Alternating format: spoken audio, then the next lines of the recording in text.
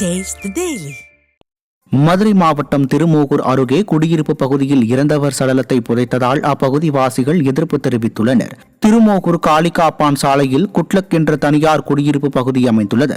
150க்கும் மேற்பட்ட குடும்பத்தினர் அப்பகுதியில் வசித்து வரும் நிலையில் உயிரிழந்த சத்தியமூர்த்தி என்பவரது உடலை அவருக்கு சொந்தமான இடத்தில் குடும்பத்தினர் புதைத்துள்ளனர். இதற்கு கடும் எதிர்ப்பு தெரிவித்துள்ள குடியிருப்பு வாசிகள் சடலத்தை இடுகாட்டிற்கு எடுத்து செல்ல வேண்டும் என புகார் அளித்துள்ளனர். இந்த மாதிரி பணத்தை கொண்டு வந்து புதைச்சாங்கன்னா சுடுகாடுன்னு ஒண்ணு தனியா இருக்குது, அங்க கொண்டு செய்யணும். வீட்டுக்கு தான் அப்ரூவல் கொடுத்துருக்காங்களே தவிர பணத்தை கொண்டு வந்து புதைக்கிறதுக்கு அப்ரூவல் கொடுக்க கிடையாது. எங்களுக்கு பச்சை பிள்ளைகள்லாம் வச்சுக்கிட்டு இருக்கிறதுக்கு ஒரு பாதுகாப்பு கிடையாது. பயப்படுதுங்க. சின்ன பிள்ளைகளுக்கெல்லாம் காய்ச்சல் வந்துருச்சு, உடனே அது நாய் தோண்டி போடுற அளவுக்கு தான் இருக்குது. அதை முதல்ல பணத்தை வெளியில எடுக்க சொல்லுங்க சார், எடுத்து சுடுகாட்டுல கொண்டு புதைக்க சொல்லுங்க. திருப்பூர் மாவட்டம் காங்கேயம் அருகே பொதுமக்கள் பயன்படுத்தி வந்த மயானத்தை திமுக நிர்வாகிகள் ஆக்கிரமித்துக் கொண்டதாக பொதுமக்கள் குற்றம் சாட்டியுள்ளனர்.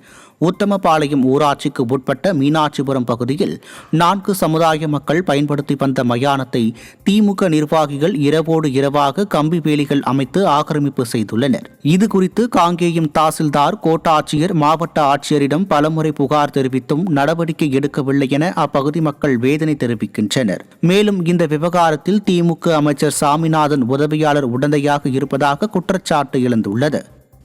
நீதித்துறை அமைச்சர் சாமிநாத் அவர் PA செல்லமுத்து தலையீடு இருக்கிறனால நாங்கள் மீட்டு கொடுக்க முடியாது, நீங்கள் இதை சொந்தம் கொண்டாடாதீங்க, இதை விட்டுருங்க அப்படின்னு சொல்லிட்டு எங்களை தலையிட வேண்டாங்கிறாரு. அமைச்சர் PA செல்லமுத்துனால இது தடங்களாகி எங்கள் சுடுகாட்டை மீட்டு கொடுக்காம இப்படி பண்ணிட்டு இருக்கிறாங்க. பொதுமக்கள் நாங்கள் 3 சமுதாயத்தினர் ஏழைகளாக இருக்கிற, நாளைக்கு ஏதாச்சும் இறந்தால் சமூக சாதி பிரச்சனை வரும், சண்டை கலவரம் ஆகிறதுக்கு வாய்ப்பு இருக்குது.